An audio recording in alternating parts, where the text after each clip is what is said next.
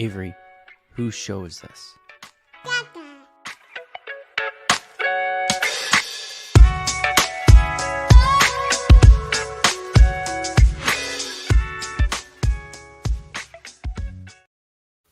And we're live. Welcome everybody here to the Lakers Lowdown podcast. I'm Anthony Irwin, Senior Lakers Insider for Clutch Points. And today on the show, boy, we have a good one lined up. It is a Sunday. It is a Sunday in which the Lakers are 3-0. The Dodgers are up 2-0 in the World Series. According to reports, Shohei Ohtani is doing shockingly well this Sunday afternoon following that terrifying situation that befell the Dodgers late in game 2. We have so much to get to today. I got to talk about how the Lakers arrived here at 3-0, why I still think they can get quite a bit better even before we get to the potential tweaks to the roster that hopefully are coming this time around. We'll talk about the vibes and some of what I'm hearing from that situation internally. I have a ton of questions to get to from the various mailbags, so we're going to get to that. And then, obviously, if you guys have any questions here while you're watching live, make sure you get those in here as well. Quick reminder, please do hit that subscribe button wherever it is that you get your podcast if you're listening to this in the morning.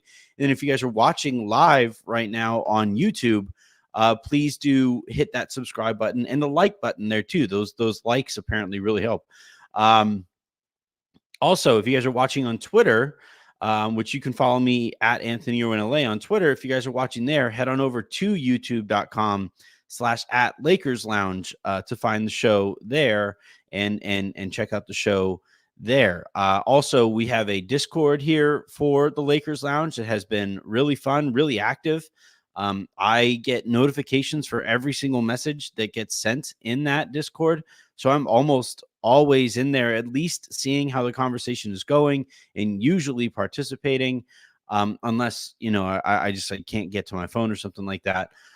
So, continue to check that out. Like I said earlier, I am doing a bunch of reporting and writing about the Lakers. I will be writing something tonight for Monday about the Bronny situation and an underrated impact that I think isn't quite getting covered the way that it should be. And it's a positive one. It's a positive one. So you guys can look out for that. Maybe I'll tease it a little bit. Maybe I'll do that at the end of the show.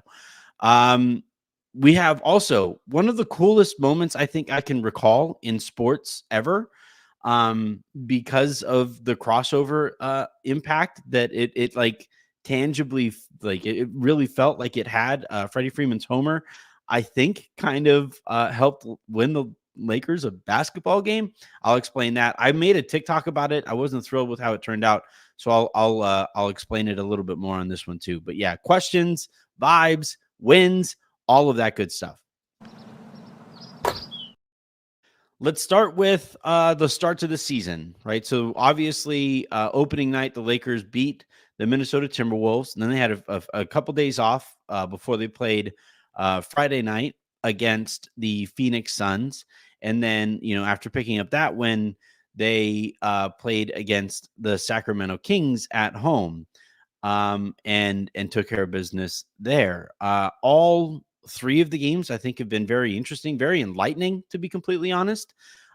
There's a lot going on here with this Lakers team. Most of it very good, especially the relationship that they already have with JJ Redick.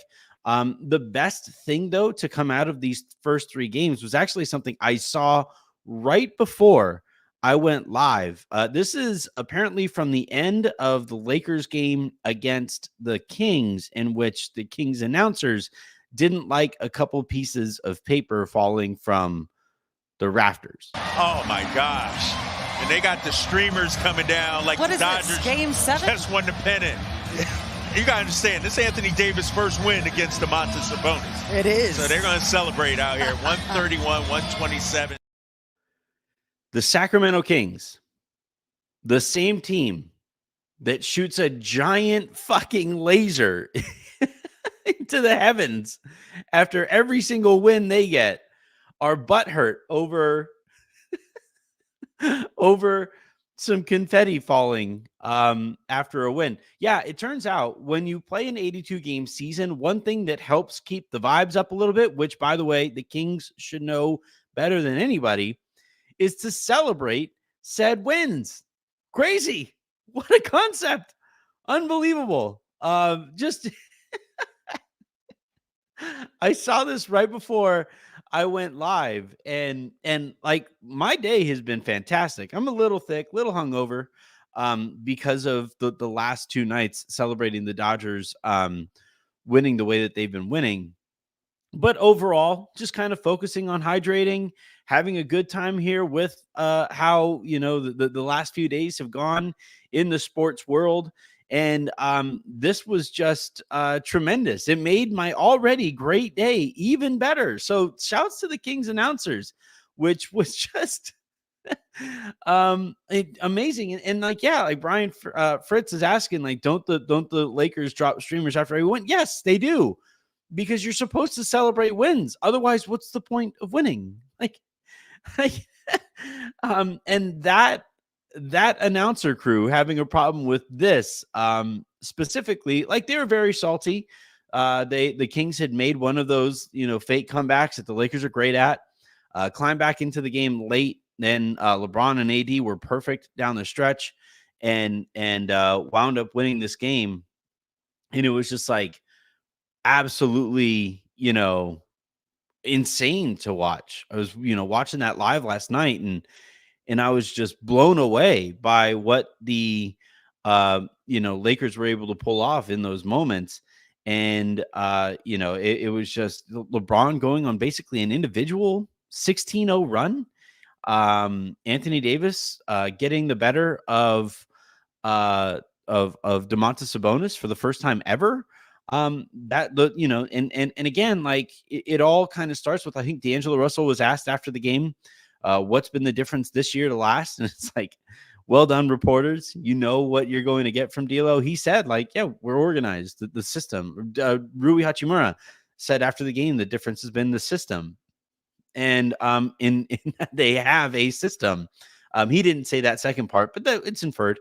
And the vibes have been tremendous. And yeah, I'll get into some of that more specifically here in a second. But the Kings, like, getting annoyed over this was just perfect. Absolutely perfect. Just like the complete lack of self-awareness to whine about what a team does after winning a basketball game, when after every single win, which is, by the way, the beam is really cool.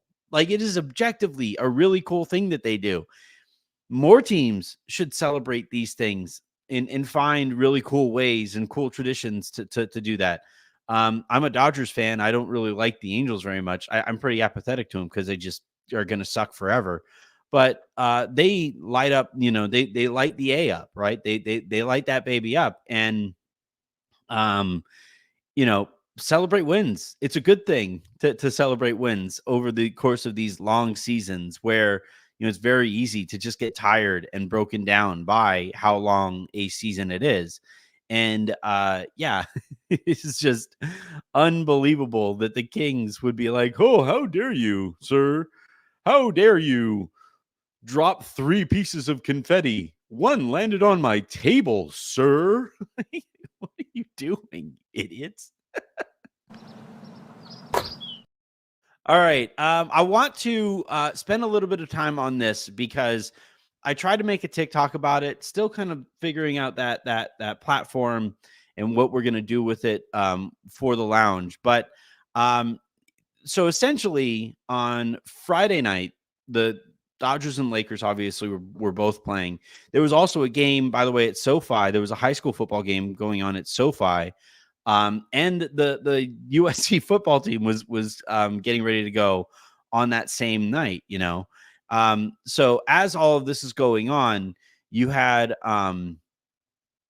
obviously the Dodgers go to extra innings, and up comes Freddie Freeman with the bases loaded, and this happens. Cortez delivers. Freeman hits the ball to right field. She is gone! Amazingly, that took place at 8:37 p.m., which is the exact same time that Kirk Gibson hit his homer. Insane sports. So anyway, so as that's happening, I had people telling me that, like, there at the Lakers game, you had a lot of people there watching the Dodgers game on their phones, and you heard this eruption that ESPN actually caught. You can hear the reaction when Freddie Freeman hits his homer. 4:30 to go in the third. Phoenix 76, Lakers 74.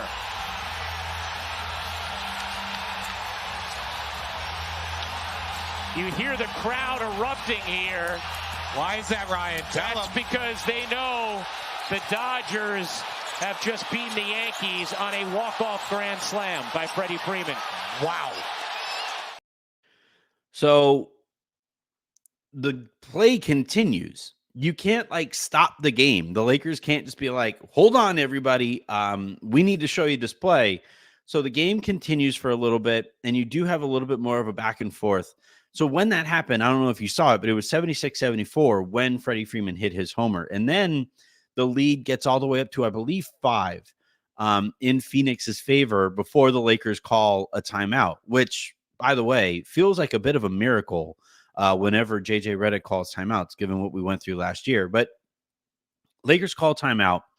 And during that timeout, this was the scene as, Lakers game ops play Freddie Freeman's homer on the Jumbotron.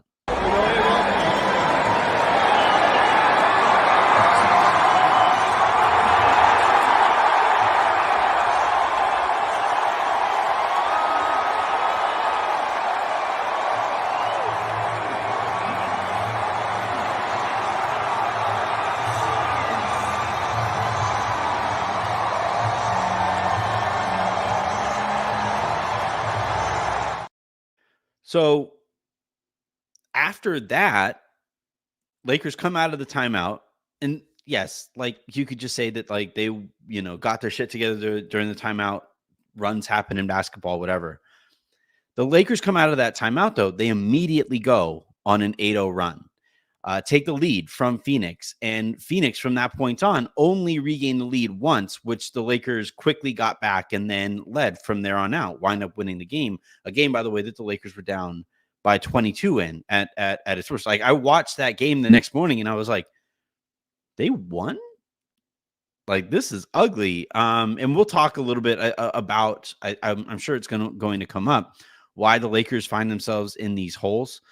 It's something that I know the Lakers are aware of and are trying to figure out as well.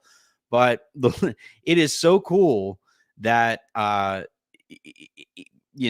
whether it's, Fernando Valenzuela was up there given a little bit of a nudge to Freddie Freeman's ball to get out of there, or whether it was, that lift that fans give to their team when they root, when they cheer, getting that random cheer, while you're down, it kind of wakes you up a little bit. And then you see that in the timeout.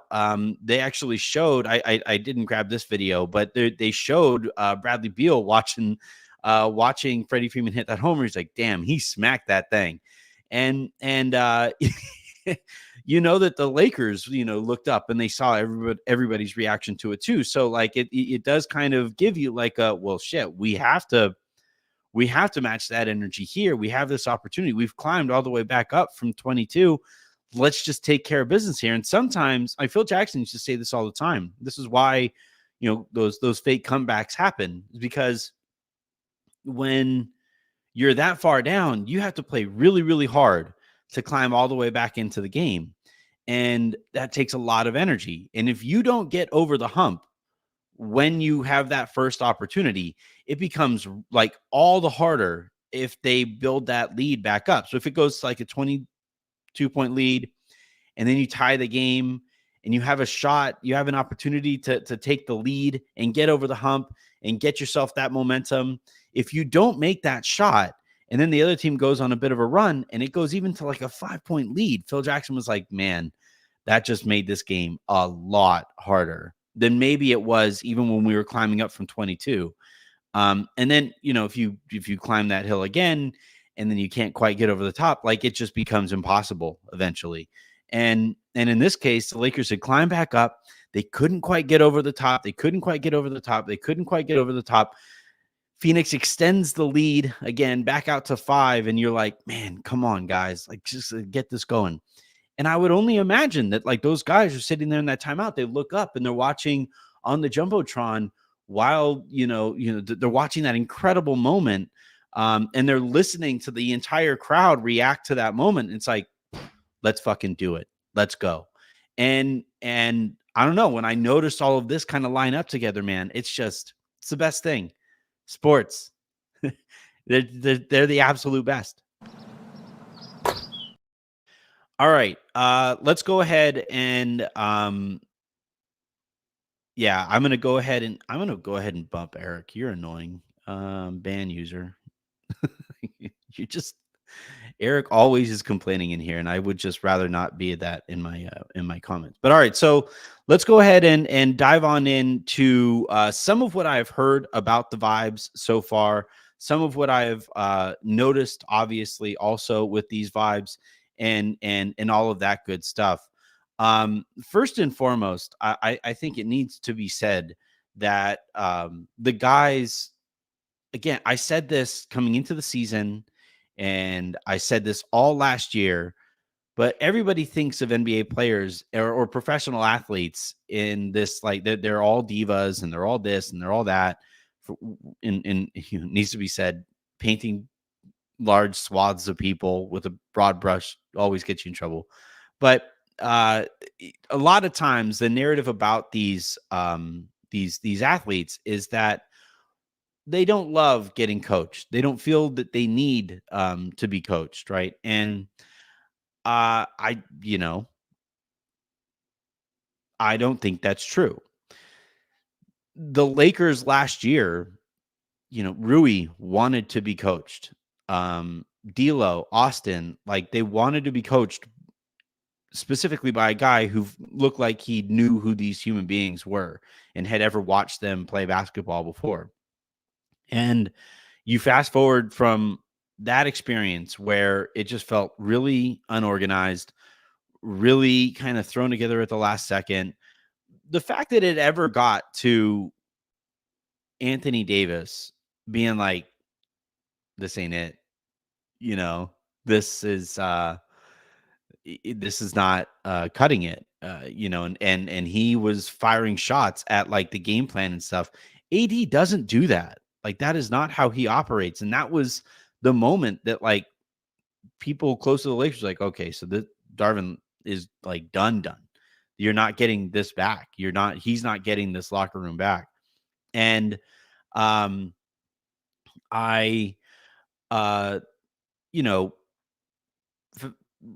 talking to a lot of people about like what the scene has been like how are guys responding to what the coaching staff is asking them to do. And I think most notably, I think Rui is the one that people are pointing to is like, oh, he loves this. We basically told him, hey, yeah, the baseline's yours, dude.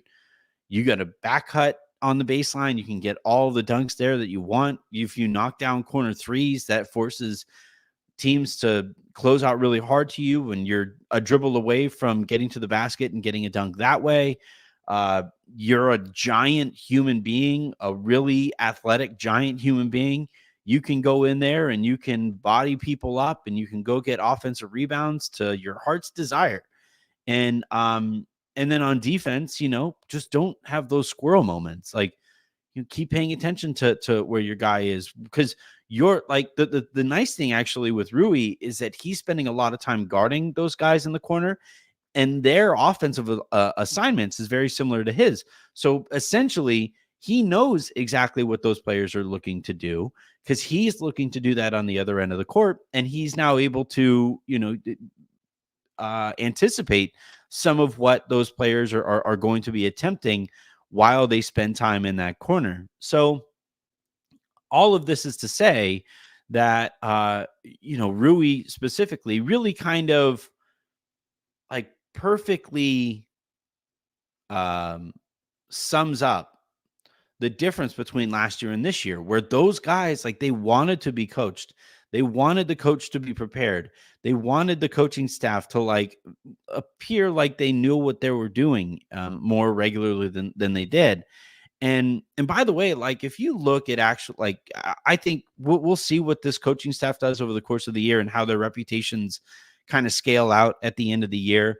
But as it stands right now, like, last year's coaching staff, I think, was actually a little bit more talented. It's just that Darvin didn't delegate and wasn't organized at all in how he delegated responsibilities. So everybody just kind of like kept bumping into each other with what they were looking to do. This year, Reddick told, on down the line, hey, I'm asking you to do this. I'm asking you to do this. I'm asking you to do this. And then roles evolve over the course of the year and all of that good stuff.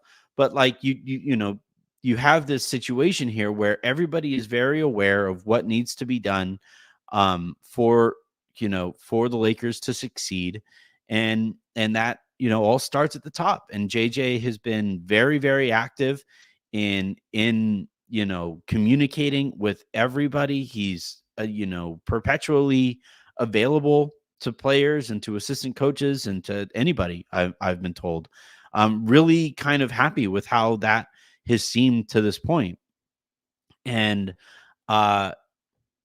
there's like nobody has anything but great things to say about JJ. And I think that has set a tone for how all of this is going. So I wanted to speak specifically about those vibes. And again, I'll write a little bit more about it more. But I think I think they have this really cool mixture of a bunch of guys who can legitimately say that nobody believes in us.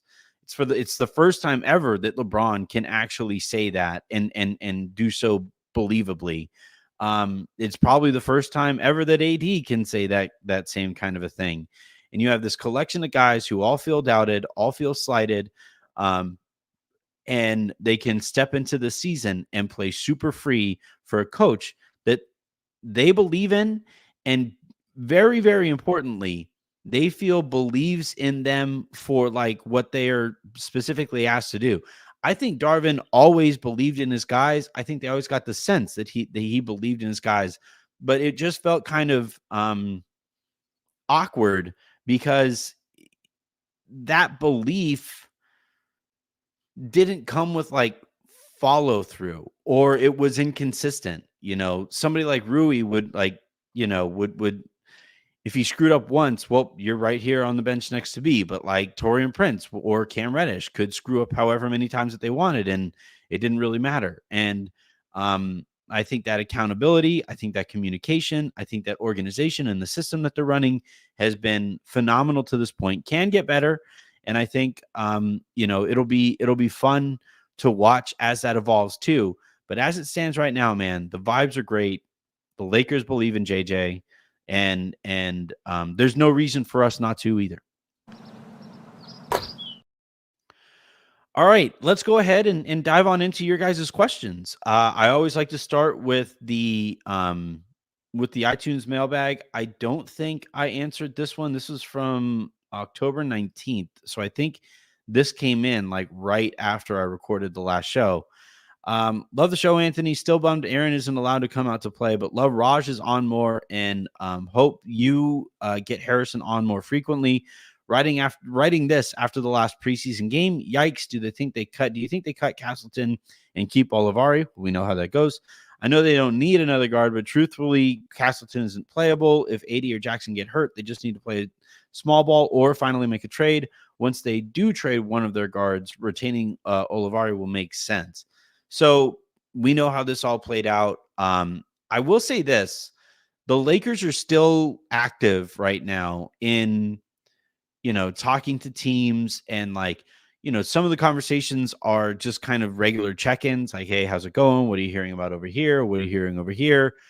Some of them are more specific. Like, hey, what kind of situation do you need to like, how do things need to look for you to be comfortable moving this guy? Or You know, if your season goes like this, how do you think that will impact this guy's availability down the road, right? Or, let's stick a pin in this and we'll come back to it in a few weeks. And right now, as everybody's just kind of like figuring out what all they are capable of, um, and how the rest of the league looks, the Lakers are basically like just one of those other teams that is also doing that while also keeping tabs on how other teams feel about their guys.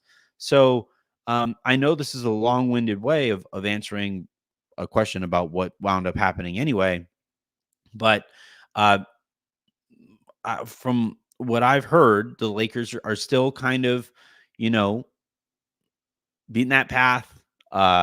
They have their ear to the ground. All of those cliches, that again fall in line with an understanding that the back end of this roster isn't good enough. Having only Jackson Hayes as your only backup center while you wait for Christian Wood isn't good enough. They don't know what the hell is going on with Christian Coloco. Remember, ESPN reported last week that decision on Coloco would be coming very soon. We have not gotten an update on that. It is now well past, I think, very soon. Remember, I reported at the time that there was growing concern about how that was going to play out.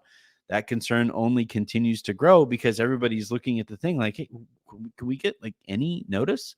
Why is this stalled out the way that it is? So they're still waiting to hear about it. It might happen right now. It might not. It might happen tomorrow. It might not ever happen. And I think the Lakers understand that they're in kind of a dubious predicament here while they wait for Coloco and while Jackson Hayes is the only backup behind Anthony Davis. So you have that. You have, the ambiguity around Jared Vanderbilt's return. The Lakers know that even though they're 3-0, there are some tweaks that need to be made. They need guys who can defend, as an example.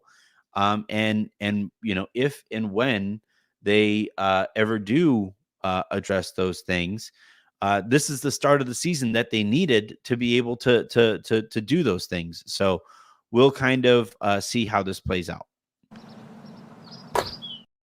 All right, I'm going to go to the Lakers Lounge Discord for the next couple of questions. I can put that. You know what? Maybe that's what I don't need to connect Spotify to that, but I will put the link in here. Copy, and I will let y'all in if you want to jump in and join that conversation or those conversations as well. So there's that. All right. So in the mailbag, I'm going to go here. So the first question actually that I'm going to go in like most recent to furthest back. George Santiago asked, I don't know if this was already answered, but is there any news on JHS's team option? I think the deadline is on Halloween. Will they likely pick it up or let him be a unrestricted free agent after this year? So I got this question, and I'm going to be completely honest. I had no idea about any of this, about the Halloween deadline, all that stuff. The Lakers haven't had first rounders in so long that it became like a blind spot for me. So I did some asking around.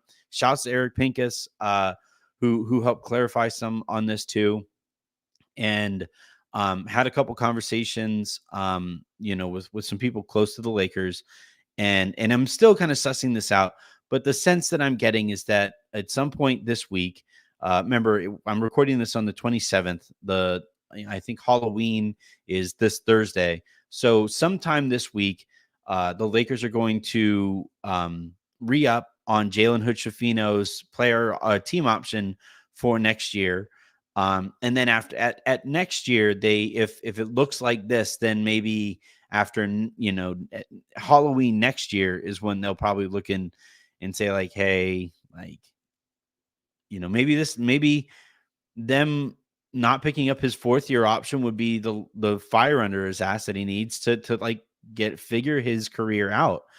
Because he has been stuck in neutral, if not going in reverse. I think he looks better or worse for some stretches this year than he looked last year. So as of right now, I would say it's like 90% chance, or well, like 85% chance that the Lakers pick up the third-year option on Jalen Hood-Schifino. There could be some internal conversation as to whether or not it makes sense to not pick it up and let him be an expiring contract this year. He makes so little next year that I don't think it really matters whether or not he's an expiring or if he is under contract next season. But I do believe though that like Jalen Hood-Schifino will probably have that third-year option picked up, and if it looks like this next year, then they probably don't pick up the fourth-year option. But you never. The thing is, if you don't pick up the option, it's not like you save yourself any money in the immediate future. Like right now, you don't open up a roster spot because he's still on your roster. All it does is like you kind of limit some of your flexibility next year. And some team that you trade him to, if you do wind up trading him, might prefer to have him on the, might prefer to have that option picked up so that you can, so that you can, kind of move forward and have that decision next year. Like, look, I don't think anybody has anything imminent. I'm not getting that sense, but if the Lakers have anything imminent, they could talk to the team that would be trading for Jalen Hood-Schifino, and they could ask, like, hey, do you want to trade for him now while you could make that decision on his team option for next year? Do you want us to maybe extend that deadline to make that decision, or allow you to eventually make that decision?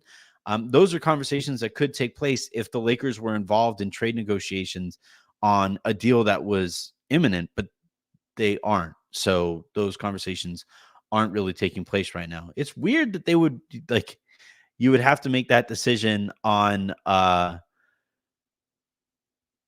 think it's weird that you would have to make that decision basically in October and not at the end of the season. But that's how this is written up. This is how, this is the situation that the Lakers find themselves in because, Jalen hasn't been good. All right, let's go to the next one here. I'll take this one from Twitter. I don't know how many of you guys play Loteria. Well, for one thing, I don't know how many of you guys are Mexican, but you play Loteria and like you always have to draw from different places in the deck. I'm going to go ahead and shuffle through the places that I would be getting this. All right, so we have 3 questions from Twitter. The first one here comes from at Sebastian's Burner. Who do other teams value more in trade talks? Vando, Christie, D'Lo, or Vincent? Oof, that's a fun one. Man, that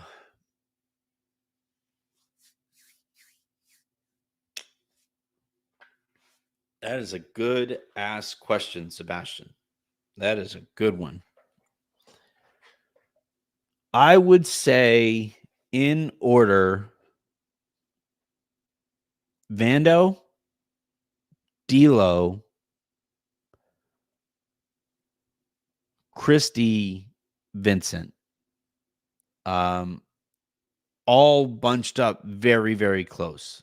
So Vando, they like that he has a definite, NBA skill set. He's an impact defensive presence out there, but you have the foot concerns. So that brings him back to the pack, right? If it wasn't for the foot concerns, the injury concerns, like Anthony Edwards the other day, right, was yelling at the bench because I guess Vando was talking shit, and he like replied with like, dude, you haven't played in 2 years. And I would imagine that shut up Vando rather quickly. I still think he's first. And then D'Lo has that expiring contract, which I think, intrigues teams that, especially as you get close to the deadline, if you're a team that like your season hasn't gone the way that you want and you want to shed some salary, D'Lo would be helpful there. And he's the best player of these guys. So you also have that. Next would be Christie because he's young. And I do like he's had a really bad opening to the season. I don't think he's this bad. But maybe we should at some point consider scaling back the expectations with him. I think any chance of him starting are just gone now because he needed to be playing a lot better than he has. He's also been in some weird lineups. So I looked this up.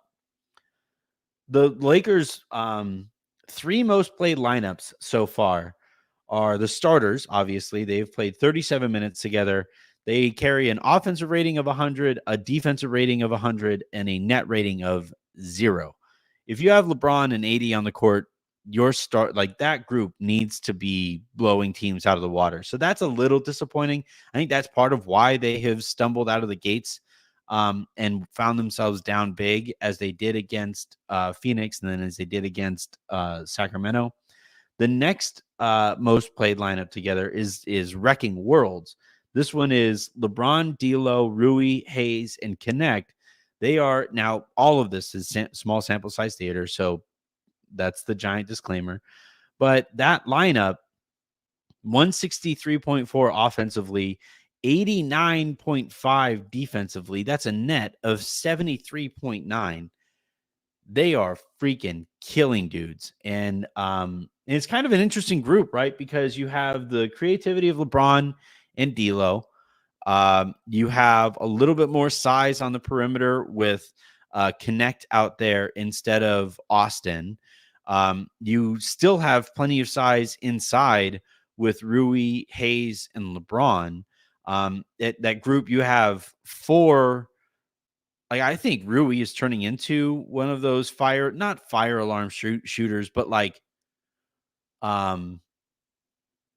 give a bleep shooters. The defense has to care that he is open out there and has to close out pretty hard to him.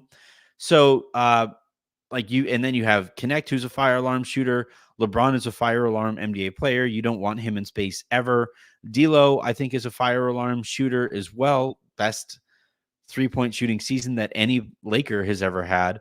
And then on the interior, you have somebody in Jackson Hayes who can, clean up messes. He's been really good basically to start this season. So that group makes a lot of sense. They've been really fun to watch. I had somebody text me the other day, like, what should the nickname to that lineup be? And I just said sex because they've been so good.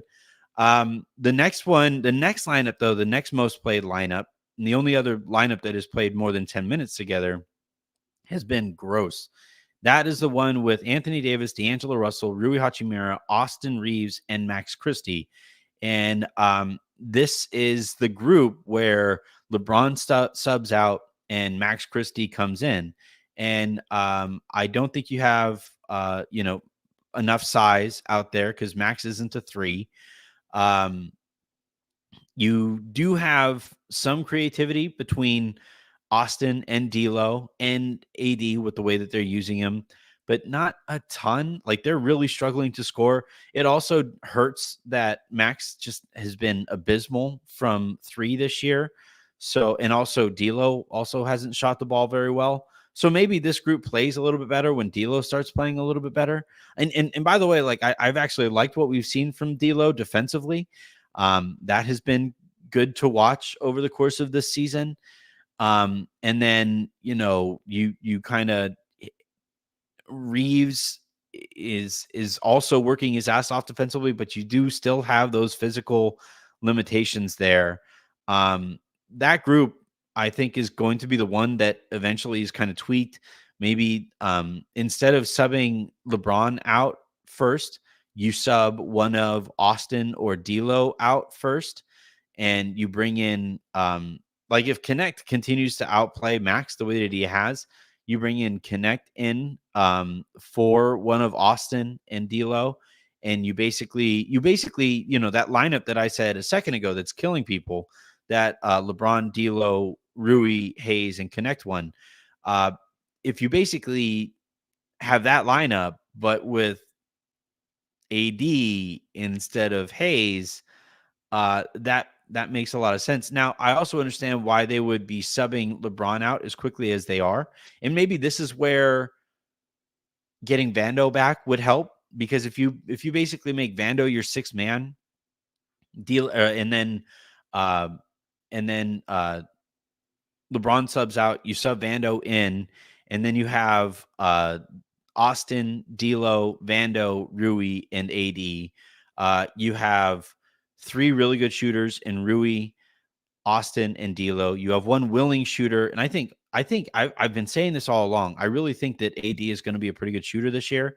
So you have four at least like pretty good shooters, and then like they vary all the way up to legitimately good in Austin and D'Lo's case. And then you do have the one non-shooter out there in Vando, but he gets after it defensively and is bigger than Max is, so he makes a little bit more sense in that group too. And that way, if you sub out LeBron first, it makes it easier to stagger him and LeBron, so you never have any lineups that don't have one of those two guys out there.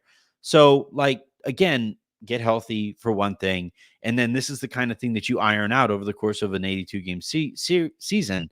But so far, that first sub, after they've made that first sub, it's been a disaster, and a lot of that, I think reflects how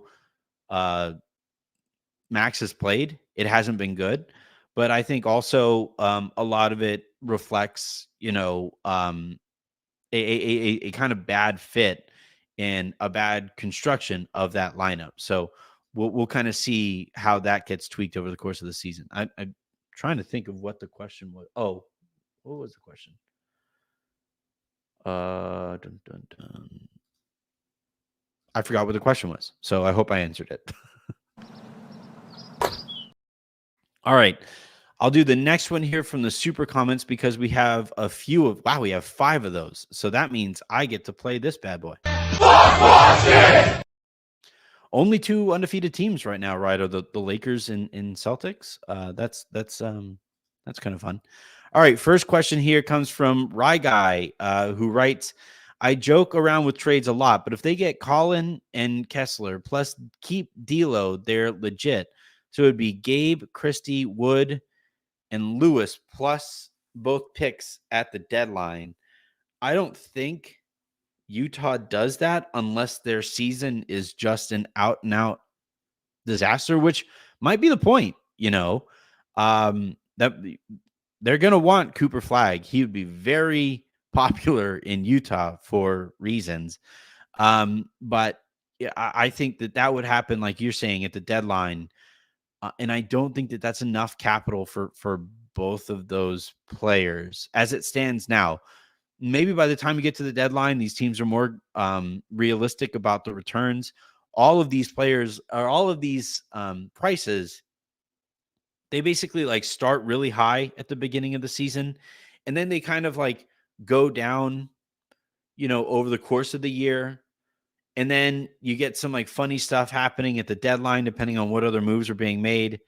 And then, they kind of continue to trickle down into the offseason. And then, you see some trades happen then.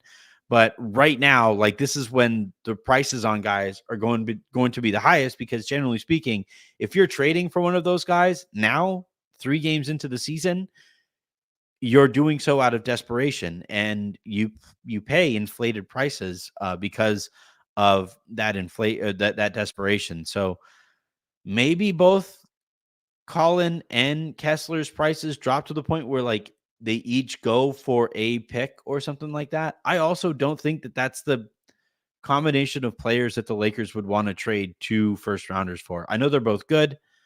I like Sexton. I like Kessler a lot. Kessler next to AD makes your defense really difficult to score on.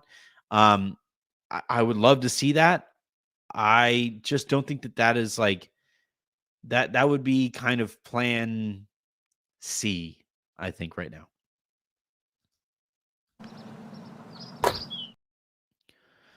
Next one here is a controversial man writing, would you still would you still move Rui given the redundancy with Braun? No, actually. I have loved the way Rui Hachimura is playing basketball so far. He has been, like, frankly, this is hyperbolic inherently because I'm saying he's the most or whatever, but he's like the most positively surprising presence that the Lakers have right now. He's doing everything that the coaching staff has asked of him. He's knocking down shots. He's playing better defense than I think he did last year. And he's doing so at like with a body type that you just don't trade away unless you're getting an absolute superstar back. And, like over the summer, the Blazers wanted Rui and Vanderbilt for Jeremy Grant. They wanted Vanderbilt, Rui, and 2 picks for Jeremy Grant. And as much as I like to, tweak Rob and criticize Rob, I wouldn't make that trade. I wouldn't trade both, given how Rui is playing. Like, is Jeremy Grant that much better than the way that Rui is playing? And he makes like $20 million more per year than Rui does. So, I would hold on to Rui unless you are getting like multi-time all-star in his prime type of returns. Like, he's wings who play the way that Rui is playing are the most valuable role player in the NBA, period. Like, you could say, starting center or whatever that like defends the rim and rim runs and stuff like that. Okay, I would listen, but an elite role player wing, for my money, is the most valuable commodity in the NBA, and Rui is playing like that right now. So I would be very, if they move Rui, it would take a lot for me to be okay with with that decision. Let's see. Mockman writes, Max at the 3 isn't working. Need more minutes at the 2. I agree completely. Again, I think this is another thing that they're gonna wind up doing eventually. Now, they're 3-0, so they aren't going to be looking to make like giant decisions in the rotation or on the roster or anything like that. But I do think though that like one of the tweaks that you'll start to see is they'll split up Austin and D'Lo's minutes. I was looking at the the 2-player lineups here with Austin and D'Lo. And so far you have D'Angelo Russell, Austin Reeves lineups are carrying an offensive rating of 109.8, but a defensive rating of 109.4, which is good for a 0.4 net rating. Those guys are often playing with one of, if not both of, LeBron and AD. And if you're barely winning the minutes with your 2 highest paid backcourt guys alongside your 2 superstars in LeBron and AD, something isn't quite meshing there. And I think part of this, D'Lo hasn't shot the ball very well, and I think that is playing a role in some of those numbers. It is a make or miss league, especially when you're talking about, they've played 72 minutes so far together. That's nothing compared to what they will over the course of the year. So, if like D'Angelo Russell makes 3 more threes over the first 3 games or so, or 5 more threes over the first 3 games, that's going to have a legitimate mathematic impact on these numbers. So, I think that eventually, if you start to stagger those guys and Max plays the 2 alongside one of Austin or D'Lo, JJ really likes Gabe Vincent. So like that has also forced Max into the 3 spot. That's why I say like they need to consolidate their backcourt and bring in another wing or another big or something like that. And I think once you do that, it makes that grouping make more sense. But Max just hasn't been very good. Some of it's out of position, some of it's grouping, but also you need to make shots. He looks like he's forcing some shots too, as he kind of feels Dalton kind of breathing down his neck. And it might just get to a point here where it's like Dalton is just better, and Dalton will get more minutes. All right, let's go back here to the super comments where Matthew is asking, hey, Anthony, does JJ stand for Jar Jar? My tongue? No, it does not. I think Richard Jefferson said during the telecast that, or during the broadcast, that JJ's first name is John. So JJ Redick, full name. Yeah, he's Jonathan Clay Redick. And I'm guessing he's Jonathan Clay Redick Jr., and that's why you get to JJ. Spouse Chelsea Kilgore. Looking for.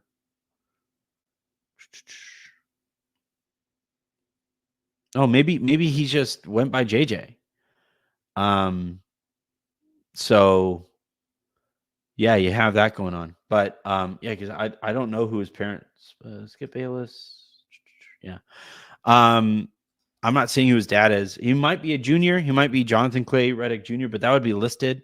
So I think it's just like we call my son Miles, we call him My. I don't think that's gonna stick, but like that happens, right? And so sometimes that sticks. Like I don't know how many of you guys know this, but I legally and professionally I'm Anthony Irwin, but my parents called me Fred my whole life. My middle name is Frederick, and Fred stuck with our friends and family and stuff. And I made the decision when I got into doing this, because I wanted to keep things kind of separate. I made the decision to go by Anthony with professionally, and then allow all of the people who know me best to continue to call me Fred. I don't care if you guys call me Fred. You can try to piss me off doing that. I really don't care. But yeah, Jar Jar's fun. Jar Jar's.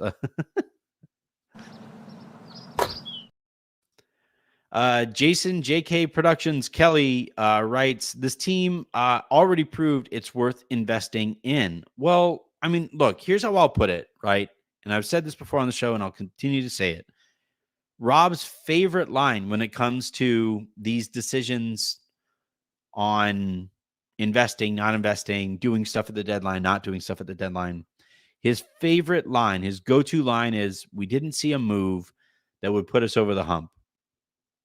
Well, the further you are from the hump, the further you are from the top of the league or whatever, the easier it is for Rob to say, well, if we just didn't see anything that would get us all the way up there, right? So I think starting the season 3-0, and eventually they'll lose a game, and eventually they'll have 0-3 run or something like that, and they get back to 500 or something. When they get to that 30 game mark that Rob said, spoke of at Media Day, when they get to that 30-day mark, that's when their record at that time, which I think will be roughly December. I think it's like January or December. So you get to January, December, and if the Lakers are sitting, having played 30 games, and they're like 20-10, well, for one thing, maybe the tweaks that you need to make are smaller. If you're 17-13, okay, you need to make tweaks. You're probably like a 4 seed at 17-13. That's good enough. Like the hump is attainable at that point.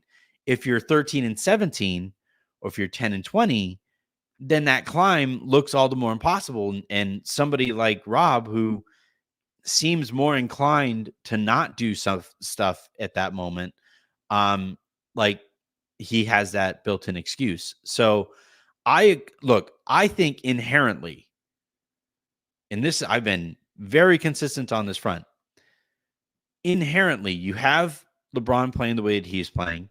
You have Anthony Davis playing some better basketball right now than he played even last year. And like that, no matter what else is going on, is worth investing in. That's not how the Lakers see things, though. I think they're kind of short-sighted because they've been really spoiled by the experience of having those guys. But like,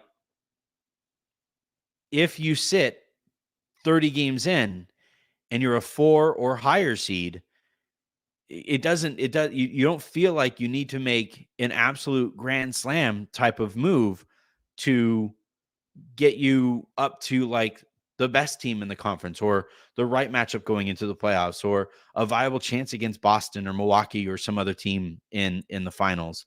That, like, when I say they need to prove that they're worth investing in, that's what I mean, is that like They not to me, I think they're worth investing in, but they need to prove it to Rob, who is a little bit more difficult to prove that to.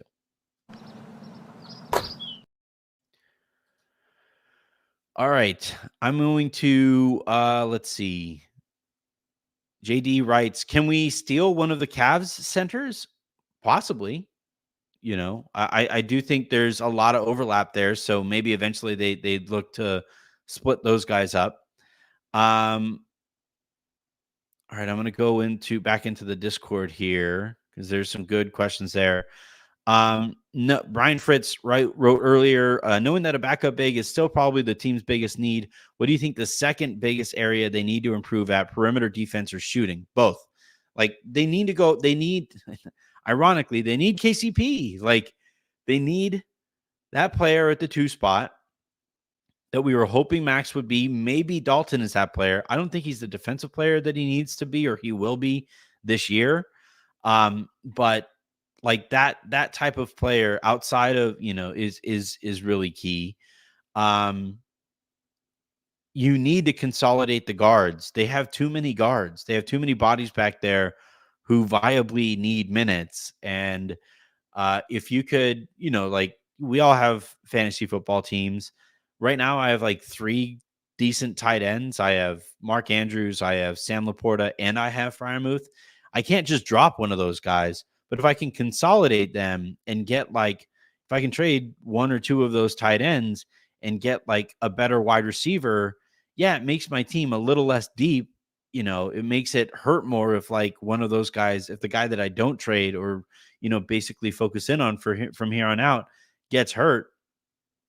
I have less to work with, but it makes my team better for the playoffs when depth doesn't matter as much. Nobody cares what your bench does in the postseason. If anything, if you have a bunch of points on your bench, it just hurts that much more when you lose.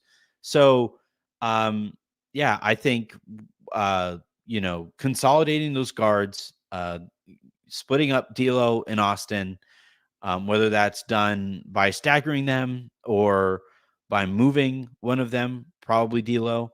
That's probably the biggest thing. And if you can get a shooting guard who fits next to Austin, or if you decide that Austin can't be your primary ball handler, maybe you get a better point guard than like Gabe to play next to Austin, who can also defend. Caruso would have been perfect, but I digress. But yeah, those, you can always get more wings. You can never have too many wings. And, that shooting and perimeter defense, those are 2 just monster holes that they have right now. They aren't defending really anybody right now. All right. I think I'm going to go ahead and call this one here. What I'm going to do, because these questions in Discord are kind of stacking up, I'm going to answer some of them just in the Discord and have more of a back and forth there.